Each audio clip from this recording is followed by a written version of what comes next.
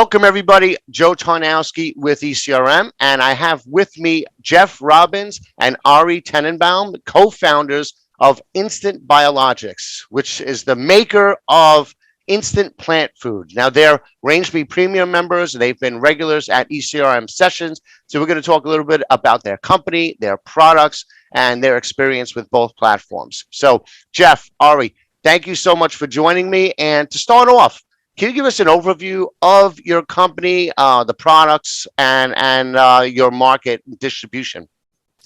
Yeah, so thanks for having us, Joe. A little bit of background about Instant Biologics. So Ari and I have been working as like award-winning gardeners for like 15 years. And more recently, we started getting interested in helping people grow plants inside, like indoor houseplants. And so getting into that kind of space, we were thinking about what we could do for a product. And we saw an opportunity with fertilizer because all the products that were on the market,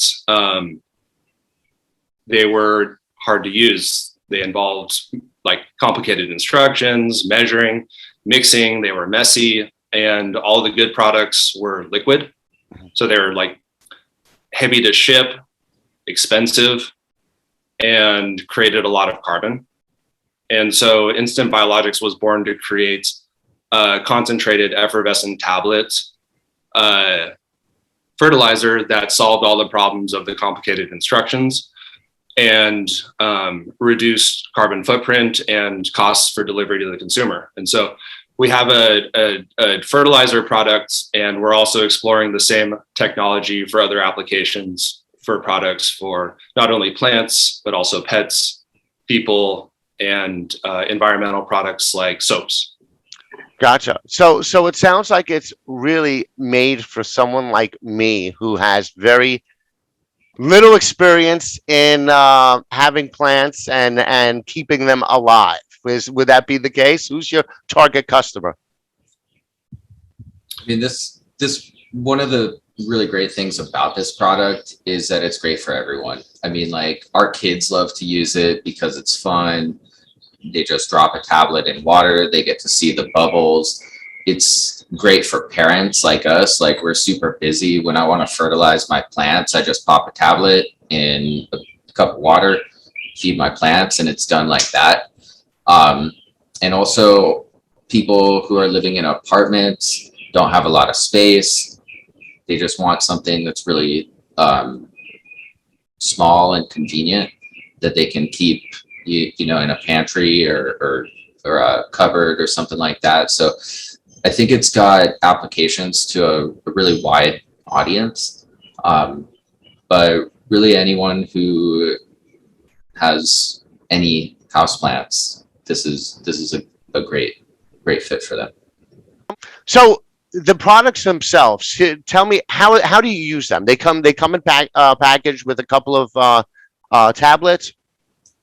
Yeah, so it's a really lightweight, compact by design packaging that takes up like less space in a box, less space on a shelf. It does really well on a clip strip in like a retail space, like a grocery store where they have a floral department where they're selling indoor plants. Basically, like all the grocery stores right now, none of them have fertilizer for indoor houseplants. So this is where that product goes. The product itself is like individually wrapped, which makes it really clean and also childproof. And so yeah, you just open up the pouch, pull out a package of a tablet, open that up, drop it in a glass of water, and feed your plants with a solution. Our packaging is all materials that we've found that are the most environmentally sustainable as possible, which means using less water in the manufacturing and also less energy and less plastic. Yeah, definitely. I mean, something in tablet format, it's takes up a lot less space, a lot less weight, which reduces carbon and transportation and all that. So sustainability is so important. It's such a big factor. for retailer buyers making their decisions. They want to know what kind of footprint you have. So now the other question that I had is, in a store, are you only limited to stores that are selling plants, or are you in some stores that don't sell plants? Our product does really well as an add-on for plants that, or for stores that do sell plants. Mm-hmm. But we're also in stores where our brand resonates with their customer demographic. So, for example, like Urban Outfitters Anthropology, their terrain brand is like their garden brand. Yeah. And they may not necessarily sell live plants, but they sell our product because their customers have houseplants at home and they're looking for plant care items. So basically, anybody who owns plants is a potential customer of you guys. Yeah. And this, And I think you had some stat about the number of people in the United States who own at least, I don't remember what that statistic was that you had in that. 2 out of 3 of every household in the US has an indoor houseplant. So that's like 84 million households. That's the size of our market in the US. Wow, and I would guess a lot of people have more than one plant in their house. Yeah. The average person has like 3 plants, but even having 1 plant is so important for like a connection to nature, like personal well-being. And so, you know, with the pandemic and we're all just like stuck inside all the time, working from our home in our home offices or what have you, like having an indoor houseplant is a really positive thing to bring into that environment. And that just kind of happened as we were developing our product, and is I think one of the reasons why we've been so successful is that there's just this trend of people wanting to connect to nature from the confines of their own home or office. Yeah, and you know, there are studies, and you convinced me. I am planning. I don't have any plants. I am planning to get a snake plant. Right, that's the one that you mentioned. Is good for somebody who has no skills and 2 brown thumbs. So I am going to get one. We'll get you there, Joe. Yes. You'll have to train me up. Yeah. But you know what? I do read a lot about health and wellness, and I have read about just the benefits. One, obviously, for the oxygen, you know, for the air in your home, but also for mental health reasons. That, like to your point before, with COVID and everybody being quarantined for a while, but also it's just it being out in nature, or like in Japan they call it a nature, was it nature bath, or there's a term for it in Japan that means bathing, nature bathing. So it's getting out there. There's so much value to just being in the presence of nature and plants and trees for so many things other than just the pure air that you have around. It's something about the viewing of the leaves and the fractals in their shapes has a lot of benefits for wellness. So I could definitely see that becoming more and more popular on the tail end of this whole COVID thing. Yeah, like I think that there's something there about control and like, you know, being around everything that's like man-made and perfect and static, like doesn't change. And so there's like this missing element of like how we've evolved as people, where we want to interact with other living things. And like I met a guy that was in the Navy, and he was stuck on a ship in like a tiny little confined space for like months at a time. And he was totally into houseplants. So like they allowed them to have houseplants. So that was like his thing. And that kept him sane on a ship where like people are just going nuts, like just having nothing living around them, having nothing to care for. And yeah, I think like the successes and failures too, like when you're like Ari and I know this, you know, working with plants, like they inevitably die. And like there's something with that, like acceptance of that. And so there's philosophy behind it. And I think that like speaks to what we're talking about with mental health and just like having like a environment that you feel good living, working in, makes you just happier. Gotcha. So where are you guys distributed? So you're in all different types of retailers, and online as well?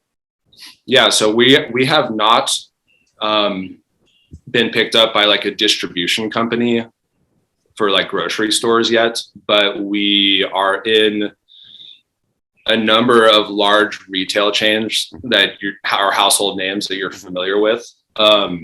We do a small D2C business, and you can find us on Amazon too.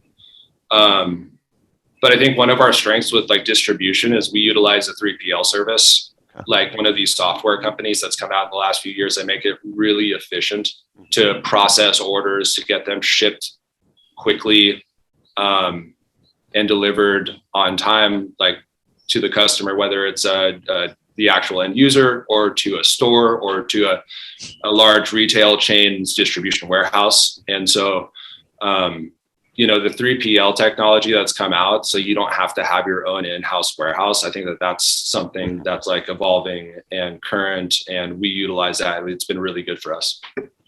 Excellent. So have there been any challenges that you guys have faced over the past year or so? You have COVID and the shipping and all of these inflation, all of these things happening. Are you getting impacted by any of this? I mean, costs are going up. Like, we've been able to maintain costs to all of our wholesale customers as is. We haven't had to raise prices or anything. But I think the biggest thing that's impacted pretty much all businesses is supply chain. And so the way that we have been able to deal with that, and like one of our, I think, competitive advantages is we only work with suppliers and vendors that are based in the US. So a lot of the breaks in that supply chain, that's when you're working with companies overseas. And so that's, again, like part of our philosophy as a company at Instant Biologics, wanting to support our neighbors and their businesses. Yep. And so pretty much everyone that we work with, we have a personal relationship with, and we're supporting that US based economy. And so we think like critically about how we're spending our business money on which suppliers, and what that also does for us is it makes things more secure, so that when there is a disruption in the supply chain, we're not impacted as much by it. Yeah, that's great. I mean, I've heard nightmares about people that are sourcing their ingredients from Europe or China or other countries where it's the shipping, it's the container costs went up dramatically, and then there's just bottlenecks. You have the people stuck at the ports. You have factories shut down. Yes. Yeah. So, and it's really disruptive. So that's great. Plus, of course, it's great that you're supporting other suppliers within the United States. So that's always a plus. So now you guys, as I mentioned earlier, you're both on RangeMe and you participate in ECRM sessions. You've had success with both. Could you tell us a little bit, start with RangeMe. Tell us a little bit about your experience with RangeMe since you started there first, and then we'll get into the meeting experience. Yeah, so maybe I can speak to like RangeMe a little bit. And then Ari recently did his first ECRM conference, so maybe he could talk a little bit about that. Okay. But yeah, RangeMe, like, it's like business dating, like speed dating. Mm-hmm. That's how I look at it. And if you have like an innovative product that's, and you're a growing brand, I think it's like a really good platform to get exposure to large retailers that it's really difficult to break into without any kind of prior relationship. Mm-hmm. And so it gives us just like a ton of exposure on the front end that we would have not otherwise had. Mm-hmm. And I think for the retailers, like what they benefit from meeting with these smaller brands that they may or may not pick up for their store is it gives them an opportunity to have like a pulse on what the market is doing. Mm-hmm. Quickly. Like they have a immediate ability to get a sense for what innovative products are coming out of the market. And that's super important right now, especially when things like the pandemic happen and things are all shooken up and customer needs are changing. So they're being able to respond to the customer needs rapidly through the use of the RangeMe platform, which is like, I think it's amazing for both parties. Yeah, I mean, for the like you mentioned, for the buyers, there's so many new brands that are going on to RangeMe every day, and the buyers are just continually, when they log in their feed, their dashboard, they see all of the latest brands for their particular category right there on their screen. So it's great exposure for the brands, but also, like you said, the buyers could stay on top of anybody new that's coming in. So Ari, so tell us about your meeting experience. I'd love to learn a few things. One is just your experience in general, but then two, for the successes that you've had, what was it, in your opinion, that you did that led to your best meetings? You know, your preparation, the execution of your presentation. You know, what were the elements that you think went into your successful meetings? Yeah, so I'm really pretty new to the ECRM platform. I only just had a couple meetings on there a few weeks ago. So Jeff might be able to add some more to this, but it allows buyers to quickly get a taste for what your brand is and if it's a good fit. And then there's all kinds of tools to follow up after that meeting. If there's an additional conversation to be had. Have you used some of those tools, the follow-up tools? Yeah, we've been doing messaging, and I've actually got a note on my calendar to check in with some of the folks that I met with soon here after this. So Jeff, you've also participated in some other ECRM sessions? Yeah, I've probably managed most of our like ECRM platform meetings, and like I have some notes on, I think, why we've been so successful on there. Like preparation, like for me, it's really about figuring out the triple win. Like how do we make this a win for the retailer? How do we make it a win for the end user, their customer? And how do we make it a win for us? And if we can align the triple win, then we've got a deal.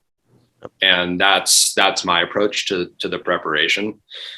So, you know, that involves like investigating the specific retailer that we're meeting with and understanding exactly how our product fits into their portfolio and how we make that all work. With the presentation, like I think Ari and I have like a very authentic approach to how we engage buyers. And I think that's one thing that makes us a little bit unique, is we're just our authenticity with those meetings and maintaining a professionalism at the same time. And I was like, time goes on and there's more, you know, like millennial types in those buyer positions, that's going to become more and more important. And that also relates to like mission driven products too, like what these buyers are looking for, which is reflected in what their customers are looking for. With like engagement, you know, like branding is important, your price and the margin that the retailers are looking for. If you have intellectual property, that's also really important. That's something that we focus on, is, you know, not only registered trademarks, but also patents on our products. And, you know, protecting that triple win for all parties. So there's more that goes into it after, you know, as through the negotiation is like, okay, well, we have this deal, but how do we maintain this over the long run? So that everyone's continuing to be profitable and achieving our goals, not just like for the first sale, but further down the line. And then like with the follow-up, it's all about relationship building, being patient, and like having fun with it, you know, like connecting with the buyers in like a personal kind of way too. And I think that all of those things in combination have led to the success where when we have identified those triple wins, like 90% of the time we're moving forward with a supplier retailer relationship. And you know, it's like that personal sales component is important, but it's also important to have like an innovative product that's, you know, branded and everything. So I think you have to have all those pieces of the puzzle dialed in. The more that you do, the more of those little things you're doing right, the more success you're going to have. And what the ECRM and RangeMe platforms are going to do is they're going to give you those exposures to those, give you those opportunities. And it's up to you to ultimately capitalize on them. Yep. You know what? I could have said it better myself. I mean, that's what we do. We put you guys together. We make sure the right people are together during the right time, and we give you the tools, content to give you advice on how to approach the meetings. But ultimately, it's you and the buyer that actually have to do that, go forward with that, and then you take the relationship from there. We get your foot in the door, put you in together. Speed dating. Yeah, and then you take it from there and turn it into that long-term relationship. I met my wife online, so there you go. So you're used there to you it. go. Yeah. You're already an expert. Prove it. See, that's a success story right there. Yeah, and you know, We both met our wives online. Wait, you did too? You didn't know that? No, I forgot that. Yeah, me, you, and Drew all met our wives online. Wow. Well, Yeah. you see, you know what? It's funny because that is a really good point. Going back to what you said earlier about as the buyers, you have more millennials and younger generations as buyers. Yeah. They're so much more used to digital technology and how that's used for everything. Sure, used for dating and meeting your wives, but also it's the same for business. You could use it more and more for business. And so you guys have gotten customers from RangeMe and ECRM. You have products on the shelves at retailers from there. So could you talk a little bit about that before we get into it? You don't have to name names, but what kind of successes have you had? I mean, we've probably been fully onboarded at half a dozen retailers, like larger retailers through ECRM and RangeMe.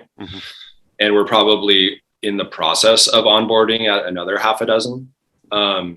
Like one thing to note is that the onboarding process post everything we do with RangeMe and ECRM is like, the larger the retailer, the more established they are, the more clunky the whole thing is, and how it takes like it's its own task in itself, like getting your product onboarded at these large retailers, and it oftentimes also requires additional software platforms to do that. Yep. Such as like GDSN and EDI, and acronyms are just like all over the place. It's just like kind of boggles my mind that it's 2022 and like we're dealing with all of this stuff that seems like maybe it had a purpose back in the 90s. But anyways, like, yeah, it's so like, the ultimate success is like your product is being sold in store to a customer and you're getting POs, repeat POs from these large retailers. That's what the success is. And so that's further down the line. And again, like that takes its own expertise and like work to get to that point. But you can't even start that process without ECRM and RangeMe.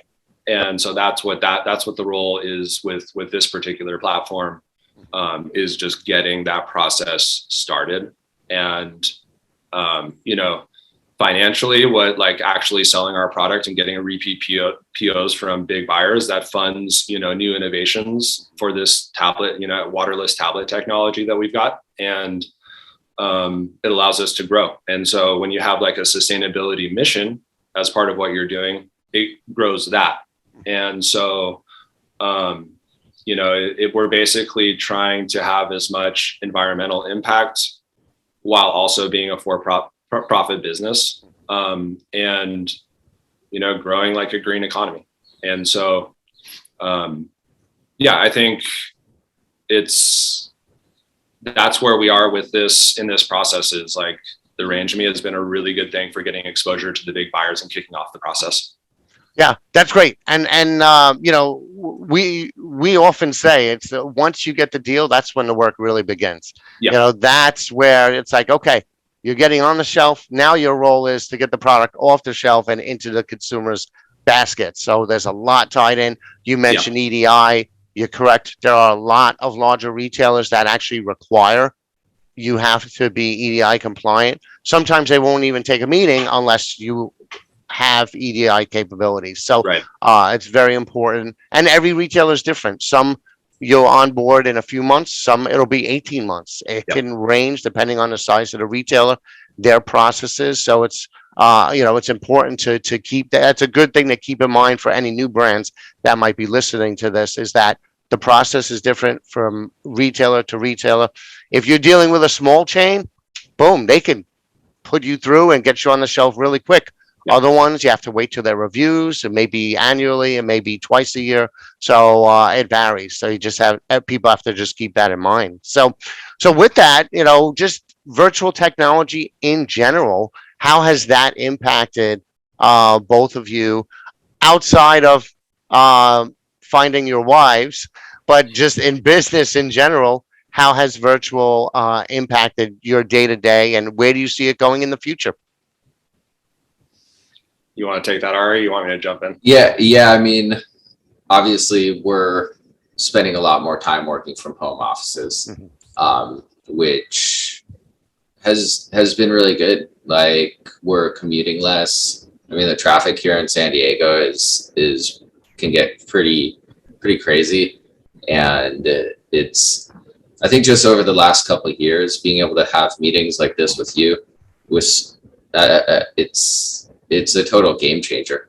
Like, I think that both of us regularly have meetings each week with people on different sides of the country or different parts of the world, and it's all just streamlined a lot more than it was just a couple of years ago before the pandemic.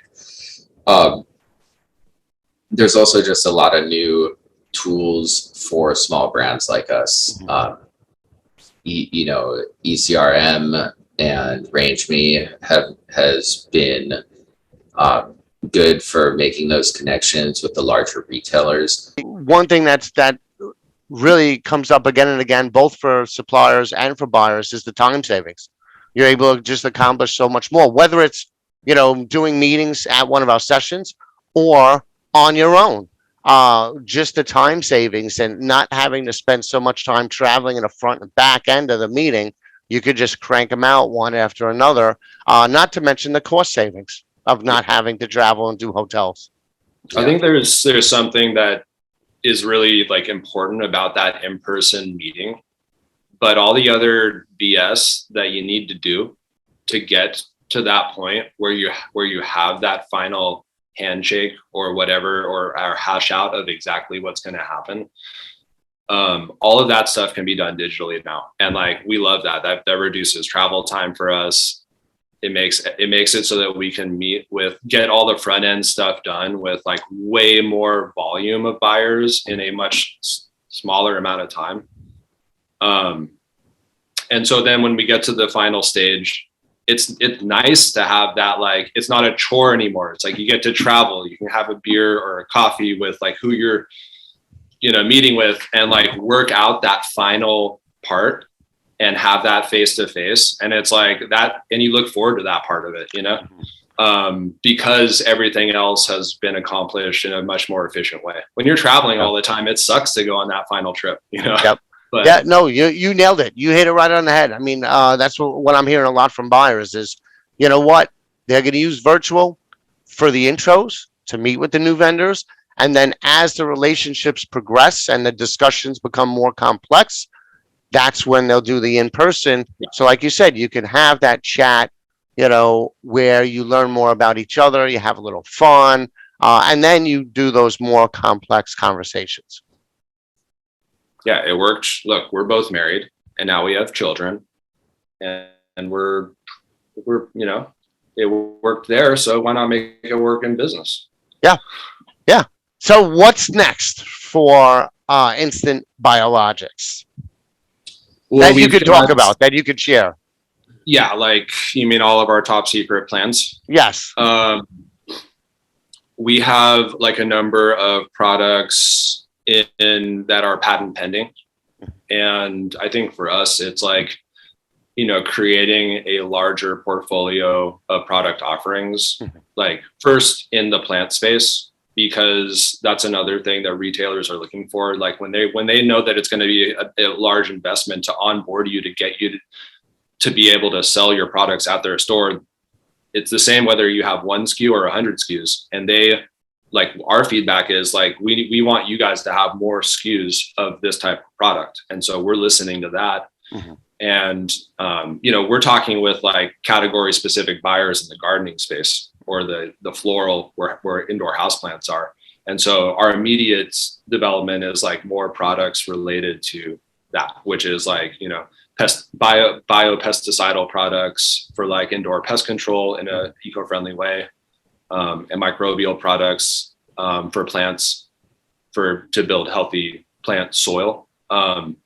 But then, in our patent pending, we have, products for pets and people and other environmental products. So it's all this like effervescent tablet technology and figuring out ways to reduce carbon production to combat climate change. Because I think for us, like there's a lot of noise about environmental stuff out there, but I think the really important one is that's really going to have a global impact, and it's not going anywhere, regardless of who's in, politics and everything else like that, is combating global climate change. And the way that we can do that is with carbon reduction. We can do that with the products that we're innovating. And so that's our focus, is like waterless, concentrated, effervescent tablet products for biological applications. That's what the future is. Just to kind of add a final note to that, I mean, Jeff mentioned some of those other products that could apply to pets and other people, but in the immediate future, what our mission is to help people succeed as plant parents with products that are simple to use, climate friendly, and also fun, which that's really at the heart of instant plant food. And the next products that we develop are going to be aligned with that kind of mission too. Because we want people to be connected with the environment, whether it's inside or out. And we want them to have confidence that they're going to be able to, keep their houseplants alive, even somebody like you. Yeah. My two brown thumbs. And we want them to be able to do that in a climate friendly way. Mm-hmm. Well, so it sounds like it's not a triple win that you mentioned before. It's a quadruple win, right? You, the buyer, the customers, and the planet. So you're going to have to add another win in there. So, right. Good nugget, Joe. So Jeff, Ari, thanks a lot. I look forward to seeing these new products as you develop them, and I'm sure I'll be seeing you at future sessions in San Diego in August. Well, I will do my best to get out there, and if I do, I'm going to let you guys both know. All right, appreciate it. Thanks, Joe. Thanks for your time. All right, you too.